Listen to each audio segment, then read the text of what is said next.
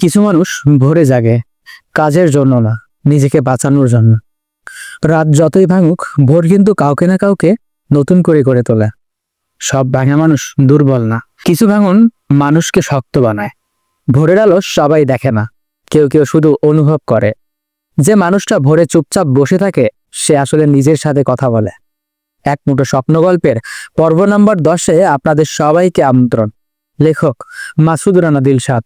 চলুন হারিয়ে যাই নতুন আরো এক মুঠো স্বপ্নের ভিতরে।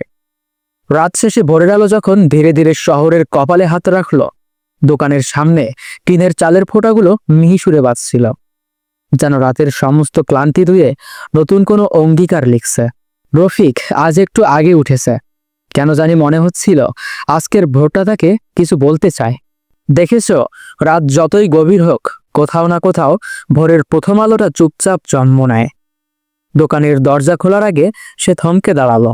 ভেজা বাতাসে এক অদৃশ্য প্রশান্তি, যেন কেউ ফিসফিস করে বলছে, ভোরে জেগে ওঠা মানুষগুলো আসলেই ভাগ্যবান, কারণ তারা সঠিক সময়ের জীবনকে ধরতে শেখে। অনেকেই বাঁচে কিন্তু সময়কে ধরতে পারে না।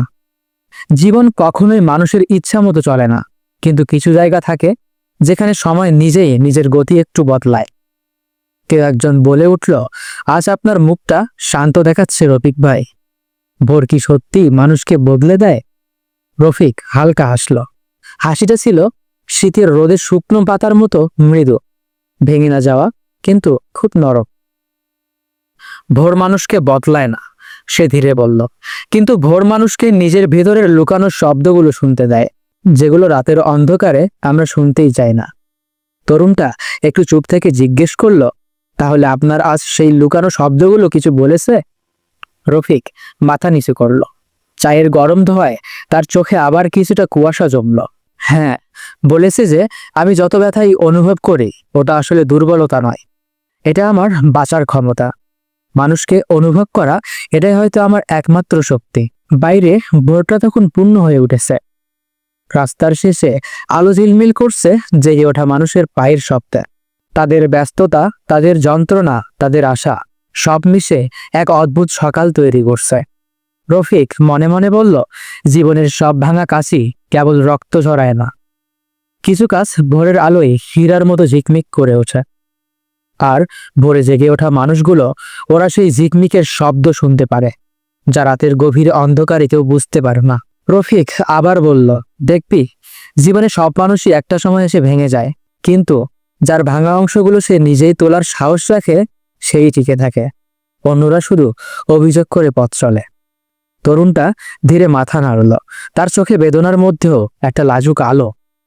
রফিক চায়ের কাপটা এগিয়ে দিয়ে বলল, জীবনকে ধরে রাখতে চাইলে 3টা জিনিস শেখা লাগে। নাম্বার 1, নিজেকে ক্ষমা করা, কারণ নিজেকে অপরাধী ভাবলে কোনো পথই সামনে খোলে না। নাম্বার 2, শেখার আগ্রহ ধরে রাখা। যেভাবে আমি জানি সে পিছিয়ে যায়, যেভাবে আরো শেখার আছে সে এগোয়। নাম্বার 3, সময়কে শ্রদ্ধা করা। যে ভোরে ওঠে সে দিনের উপর নিজের অধিকার বানিয়ে নেয়, কারণ ভোর হলো সবচেয়ে নির্মম এবং সবচেয়ে দয়ালু সময়। ভোর সবার জন্য আসে, কিন্তু সবাই ভোরের ভাষা বুঝতে পারে না। কেউ শুধু সময় দেখে, আর কেউ সময়ের ভিতর নিজেকে খুঁজে পায়। জীবনের সব ভাঙন দুর্বলতার চিহ্ন নয়, কিছু ভাঙন মানুষকে শেখায় কিভাবে নিজের টুকরোগুলো নিজেই তুলে নিতে হয়। যে পারে সে টিকে থাকে, আর যে পারে না সে শুধু অভিযোগ করতে করতে সময় বার করে দেয়। আপনি যদি এই গল্পের কোনো একটি লাইনে নিজেকে খুঁজে পেয়ে থাকেন, যদি ভোরের এই নীরব কথাগুলো আপনার বুকের ভেতর একটু হলেও নাড়া দিয়ে থাকে, তাহলে ভিডিওটিতে একটি লাইক দিন, নিজের অনুভূতিটা কমেন্টে লিখে ফেলো, আর এই গল্পটা শেয়ার করুন সেই মানুষগুলোর সাথে যারা ভাঙার পরও আবার দাঁড়াতে চায়। এমন নীরব, গভীর আর জীবনের গল্প পেতে আমাদের চ্যানেলটি সাবস্ক্রাইব করুন, কারণ প্রতিটা ভোরই কারো না কারো জন্য নতুন করে বাঁচার সুযোগ নিয়ে আসে।